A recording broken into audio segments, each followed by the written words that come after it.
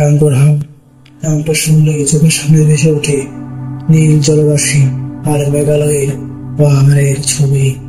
দিনের আলো যা এক স্বর্গীয় অনুভূতি এনে যায়, রাতের অন্ধকারে সেই উঠতে পারে এক ভয়ঙ্কর ফাঁদ, যেখানে প্রকৃতির নিস্তব্ধতা ভেসে শুধু নিঃশব্দ আত্মার আত্মাতে। আজ আমি আপনাদের সেই রাতের গল্প শোনাবো, যখন একদল বন্ধু শখের বসে হাওরের বুকে রাত কাটাতে গিয়ে এক ভয়ঙ্কর আক্রমণ শিকার হয়েছিল। কি ঘটেছিল তাদের সাথে? সে রাতে কি তারা আসলেই ভয় পেয়েছিল? সত্যিই কি তারা কোনো অভিশপ্ত আত্মার মুখোমুখি হয়েছিল? চলুন ফিরে যায় সেই অভিশপ্ত রাতের শুরুতে।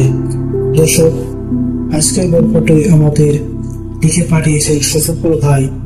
তার ব্যক্তিগত কারণে আমরা তার ঠিকানা এবং তার পরিচয় গোপন রাখছি। চাইলে আপনি আমাদের আপনার সাথে ঘটে যাওয়া ভয়ঙ্কর অভিজ্ঞতা শেয়ার করতে পারেন। চলুন কথা না বাড়িয়ে আজকের গল্প শুরু করা যায়।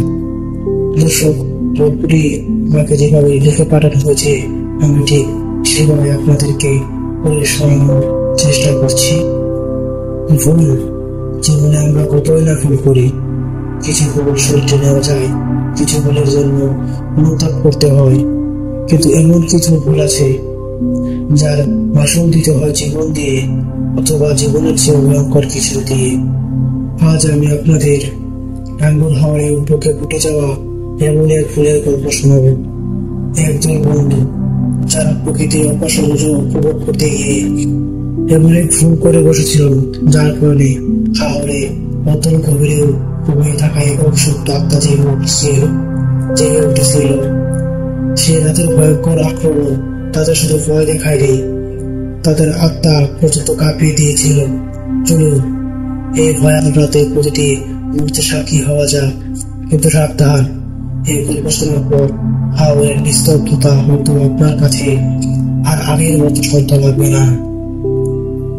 গল্প শুরুটা হয়েছিল উজ্জ্বল রবির আর্থিক ছবির মতো সুন্দর শহরের ব্যস্ততা আর দর্শন থেকে মুক্তি পেতে তিন বন্ধু রিয়াদ, সুমন এবং ফারিয়া সিদ্ধান্ত নেয় তারা বাংলাদেশের অন্যতম সুন্দর স্থান টাঙ্গুর হাওরে কয়েকটি দিন কাটাবে। রিয়াদ একজন শৌখিন ফটোগ্রাফার। তার একমাত্র উদ্দেশ্য হাওরে লাইট স্পট ক্যামেরা বন্ধ করা। সুমন একজন গায়ক ও লেখক। সে এসেছিল প্রকৃতির নিস্তব্ধতায় নতুন কোনো গানের অনুপ্রেরণা খুঁজতে। আর ফারিয়া প্রকৃতিপ্রেমী, এই মেয়েটি এসেছে শুধু বিশাল জলরাশির মাঝে নিজেকে হারাতে। তবে তাদের হাউস বেল জনপুরি যখন হাওড়ে বুকে এসেছিল, তার পাশের দৃশ্য ছিল মুগ্ধকর। তখন ফারিয়া বলে ওঠে, অবিশ্বাস্য, আমি কল্পনা করিনি এটা এত সুন্দর হতে পারে। মনে হচ্ছে আকাশটাও যেন পানির সাথে মিশে গিয়েছে। পাশ থেকে তখন রিয়াদ বলে ওঠে, পারফেক্ট শট, এই লাইট আর মেঘের কম্বিনেশন সহজে পাওয়া যায় না। আমার তো মনে হচ্ছে আমি আমেরিকার পড়তে না করে ফিরবো না। তাদের এই উচ্ছ্বাসের মাঝে নৌকা চালক প্রায় 70-এর কাছাকাছি বয়সের হাসের মাঝে। তার পান খাওয়া লাল দাঁত বের করে হাসে, কিন্তু সেই হাসির পেছনে একটা গভীর চিন্তার ছাপ ছিল। হাসের মাঝি বলে ওঠেন, হাওর তো লক্ষ্মী, দিনে তারে দেখলে পলাও জোড়া যায়, কিন্তু রাত হলে এই হাওরের রূপ বদলায় যায়। আচ্ছা, তখন সে বড় রহস্যময়ী। সুমন বলে ওঠে, রহস্যময়ী মানে? চাচা ভূতের গল্প শোনাচ্ছেন নাকি? হাসেন চাচা হেসে বলে ওঠে, ভূত নয় বাজান, তার চেয়ে পূর্ণ কিছু। এই বাড়িতে মিশে আছে কত মানুষের কান্না, কত দীর্ঘশ্বাস। এই হাওর যেমন দিতে জানে তেমন নিতেও জানে। একটা কথা মাথায় রাখেন, হাওরের সৌন্দর্য মন ভরা দেখে ছবি তোলে, কিন্তু এর কোনো জিনিসের লোভ করেন না। একটা ছোট পাথর, একটা শাপলা, ভাঙা ছিল কিছুই সাথে নেওয়ার চিন্তা করেন না। যার এই জলের তার এই জলেরই থাকতে দিয়ে যে লোভ করেছে তারই অমঙ্গল হয়েছে। হাসির মাঝির এই সতর্কবাণীকে তারা তিনজনে বয়স মাসের কুসংস্কার ভেবে উড়িয়ে দেয়। তারা হাসাহাসি করে। তারা জানত না এই সাধারণ কথাগুলোর পেছনে লুকিয়ে আছে ভয়ঙ্কর সত্য। বিকেল ঘনে সন্ধ্যা নামার সাথে সাথে আমাদের পরিবেশ নাটকীয়ভাবে বদলাতে শুরু করে। পাখিদের কলরব থেমে গিয়ে এক অস্বাভাবিক ভারে নিস্তব্ধতা নেমে আসে। বন্ধুরা মাছ টাওয়ারের কাছাকাছি একটি নির্জন স্থানে নৌকা নাঙ্গল করে আরিয়া ওয়াচ টাওয়ার থেকে নামার সময় পাহাড়ের কাছে কাদার আটকে থাকা অদ্ভুত সুন্দর একটি স্তম্ভ দেখতে পায়। স্তম্ভটি সাধারণ কোনো শঙ্খের মতো ছিল না। এর রং ছিল কাছের আলোর মতো সাদা, আর এর গায়ে ছিল শার্পের কালো রেখা। স্তম্ভটি হাতে নিতেই এর ভেতরটা যেন কেমন করে ওঠে। তার মনে হয়েছিল শঙ্খটির ভেতর থেকে যেন ফিস ফিসানি মতো একটা শব্দ আসছে। হাসির মতো এবার মনে পড়ল শঙ্খটির সৌন্দর্য তাকে এতটাই মুগ্ধ করে যে সে নিজেকে আটকাতে পারে না। সে চুপি চুপি শঙ্খটি তার স্কার্ফে পেঁচিয়ে ব্যাগের ভেতরে লুকিয়ে ফেললে। রাত নামার পর থেকে শুরু হয় আসল খেলা। প্রথমে কোনো কারণ ছাড়া তাদের হাউস বোটে সবগুলো আলো একসাথে নিভে যায়। জেনারেটর চালু করার সব চেষ্টা ব্যর্থ হয়। তখন রিয়া ভয়ঙ্কর গলায় বলে ওঠে, কি আশ্চর্য, দিল্লির বেলাতে সব ঠিকঠাক ছিল। হাসেম চাষা, জেনারেটরে কি হলো? হাসেম বাজে তখন বলে ওঠেন, এমন তো হওয়ারই কথা না, এমন তো হওয়ারই কথা না ভাইজান, তেল তো ভরা আছে। ঠিক তখনই তারা নৌকার নিচ থেকে সেই ভয়ঙ্কর শব্দটা প্রথমবার শুনতে পায়। তারা কেউ যেন নৌকার কাঠে তলায় আঁচড় কাটছে। কিন্তু স্পষ্ট ভাবে কচ কচ করে। তখন সুমন বলে ওঠে, কিসের শব্দ এটা? আর এই নিচে রিয়া তখন বলে ওঠে, হয়তো কোনো মাছ বা কচ্ছপ হবে, এত ভয় করার কিছু নেই। কিন্তু শব্দটা থামে না, বরং আরো বাড়তে থাকে। এর সাথে যা হয় নতুন এক শব্দ, দূর থেকে ভেসে আসে কান্নার আওয়াজ। মনে হচ্ছিল কোন এক নারী তার সর্বোচ্চ হারিয়ে কাঁদছে। কান্নার শব্দটা একবার খুব কাছে থেকে শোনা যায়, মুহূর্তে মনে হয় অনেক দূর থেকে আসছে। আরিয়া ভয় পেয়ে বলে ওঠে, আমার খুব ভয় করছে, চলো আমরা এখান থেকে ফিরে যাই।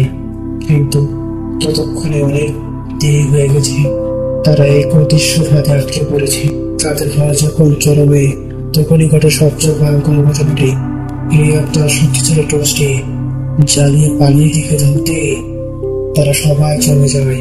নৌকা থেকে প্রায় 20 গজ দূরে পানির উপর স্থির হয়ে দাঁড়িয়ে আছে অবয়বটি পুরোপুরি কালো, যেন জমাট বাঁধা অন্ধকার দিয়ে তৈরি। কিন্তু এই অবয়ব একজন নারী। লম্বা চুলগুলো পানিতে ভাসছে, আর যেখানে মুখ থাকার কথা সেখানে কিছুই নেই, শুধু দুটো জল জল সাদা গর্ত, যা যেন আত্মার ভেতর পর্যন্ত দেখে নিচ্ছে। সেই অভিশপ্ত আত্মা ধীরে ধীরে কোনো শব্দ না করে তাদের নৌকার দিকে এগিয়ে আসতে থাকে। হাসিম বাজে ভয়ে কাঁপতে কাঁপতে বিড়বিড় করে দল করতে শুরু করে। কিন্তু সেই ছায়ামূর্তি তাদের রূপরক্ষেপ করে নেই। হঠাৎ করে নৌকাটি প্রচন্ড এক ঝড়ের কবলে পড়ার মতো ডুবতে শুরু করে দেয়। যদিও আকাশে একটি মেঘও ছিল, বাতাসও ছিল, মনে হচ্ছিল পানির নিচ থেকে কোনো তথ্য নৌকাটিকে ধরে রাখছে। নৌকার ছাদে রাখা চেয়ার টেবিল ছিটকে পানিতে পড়তে থাকে। সেই রাতের উত্তপ্ত ভয়ঙ্কর আক্রমণ। ছায়া মূর্তিটি নৌকার একেবারে পাশে। আরিয়া চিৎকার করে বলে ওঠে, আরিয়া ভয়ে চিৎকার করে ওঠে যখন সে দেখতে পায় নৌকার কাঠের উপরে ভেজা পায়ের ছাপ, কিন্তু কাউকে দেখা যাচ্ছে না। এরপরে সে তার হাতে থাকা রেখের ভেতর থেকে সংকটের নিচ থেকে কাঁদতে এবং এর ভেতর থেকে একটি তীব্র শীতল আলো বেরিয়ে আসছে। আরিয়ার মনে হতে থাকে তার হাতটা যেন অবশ হয়ে আসছে। সেই মুহূর্তে হাসির মাঝে বলে ওঠে, কিছু একটা অদ্ভুত জিনিস এই নৌকায় আছে। কোনো কিছুকে আনছিল তোমরা হওয়ার আগে সত্যি করে পাও, সর্বনাশ হওয়ার আগে সত্যি করে পাও। ঠিক সেই মুহূর্তে ছায়া মূর্তিটি তার একটি পায়ের উপরে তুলে সেটা কোনো মানুষের হাত ছিল কালো ধোয়ার মতো কিছু আঙ্গুলগুলো সোজা ফারিয়ার দিকে নির্দেশ করছিল। তখন ফারিয়া বলে ওঠে, আমি এই সত্য তো এনেছিলাম, আমার ভুল হয়ে গেছে। কাশের মাঝে বলে ওঠে, এইটা সকল সম্পূর্ণশীল মুখ, এটাও একটা জিনিস। এই হাওড়ে এক নতুন লোক পানিতে ডুবে মারা গিয়েছিল। তার হাতে এমনি এক শঙ্খ ছিল। এই শঙ্খের ওই ডাকাতটা তার পোকা ডুবাইয়াছিল, তা এই পাহাড় নেয়। ফালাইয়া দাও এখনই ফালাইয়া দাও এটা, আর একটু দেরি করে না। সে তার শক্তি দিয়ে শঙ্খটি ছুঁড়ে ফেলে হাওয়ার অন্ধকারের গভীরে শঙ্খটি পানিতে পড়ার সাথে সাথেই একটি আর্তনাদ হাওয়ার বাতাসকে চিঠে দিয়ে যায়। সেই ছায়া দুটি যন্ত্রণায় পকড়ে গিয়ে মুহূর্তের মতো পানির নিচে মিলিয়ে যায়। নৌকায় তরুণীও সাথে সাথে থেমে যায়। চারিদিকে আবার নেমে আসে সেই রাতের মতো নিস্তব্ধতা। সেই রাতের পর আর একটি কোথাও নেই তাদের মধ্যে। ভোরের আলো ফুটতেই আকাশের মাঝে নিঃশব্দে নৌকা ফুরিয়ে ঘাটের দিকে রওনা। টাঙ্গুলে হাওড়ে সেই স্বর্গীয় সৌন্দর্য তাদের কাছে এখন এক জীবন্ত নাটকের প্রতিচ্ছবি। রিয়া তার দামে ক্যামেরাটার দিকে একবার ফিরে তাকায়নি। সুমন তার গানের ডায়েরিটা পানিতে ফেলে দিয়েছে, আর ফারিয়া শুধু শূন্য দৃষ্টিতে তাকিয়েছিল পানির দিকে, যে পানি রাতে তার জীবন প্রায় কেড়ে নিয়েছিল। টাঙ্গুল হোক তার সব অবশ্য নিজের বুকে ধারণ করে নিয়ে, কিন্তু কিছু জায়গা আছে যেখানে প্রকৃতির নিয়মে শেষ কথা, সেখানে হতে পাওয়া তার দীর্ঘশ্বাস প্রকৃতির অংশ হয়ে যায়।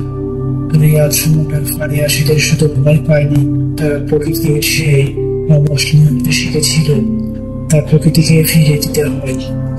লোভের পরিণতি সবসময় ভয়ঙ্করী হয়। দর্শক, আমাদের আজকের এই রাতের কাহিনী যদি আপনার মনে সামান্য দাগ কেটে থাকে, তাহলে কমেন্ট করে জানাবেন আপনার অনুভূতি। ভিডিওটি ভালো লাগলে লাইক করতে ভুলবেন না, এবং ভবিষ্যতে আরো রহস্য রোমাঞ্চকর বাস্তব অভিজ্ঞতা সাক্ষী হতে আমাদের চ্যানেলটি সাবস্ক্রাইব করে রাখুন এবং নিরাপদে থাকুন।